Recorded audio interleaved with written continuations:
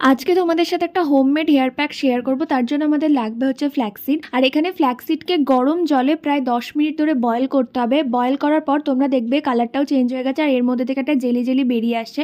তখন বুঝে যাবে যে এটা একদমই রেডি হয়ে গেছে। এবার এই জেলটাকে একটা সুতির কাপড়ের সাহায্যে ছেঁকে নিতে হবে। তোমরা চাইলে ছাঁকনিও ব্যবহার করতে পারো।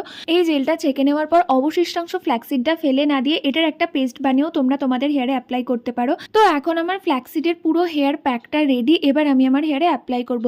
প্রথমেই যে বয়েল ফ্ল্যাক্সিডের আমি পেস্টটা বানিয়েছিলাম সেটা অ্যাপ্লাই করে নিচ্ছি আমার পুরো হেয়ারে, একদম স্ক্যাল্প থেকে হেয়ার লেন্থ পর্যন্ত পুরো হেয়ারেই আমি এটা অ্যাপ্লাই করে নিচ্ছি। তোমরাও তাই করো। এটা অ্যাপ্লাই করার পর একইভাবে ফ্ল্যাক্সিডের জেলটাও আমি আমার হেয়ারে অ্যাপ্লাই করে নিই। এই ভিডিওটার একটা লং ভিডিও আমার চ্যানেলে অলরেডি পোস্ট হয়ে গেছে। লং ভিডিও বলতে একদমই 3-4 মিনিটের একটা ভিডিও। লং ভিডিওতে ডিটেলসে সবকিছু বলা আছে, তোমরা চাইলে দেখে আসতে পারো। এখন আমি স্নান করে চলে এসেছি আর মাত্র একবার ব্যবহারে এটার রেজাল্ট ভীষণ ভালো এসেছে। দুর্গাপূজার আগে তোমরা অবশ্যই এটা ট্রাই করে দেখো।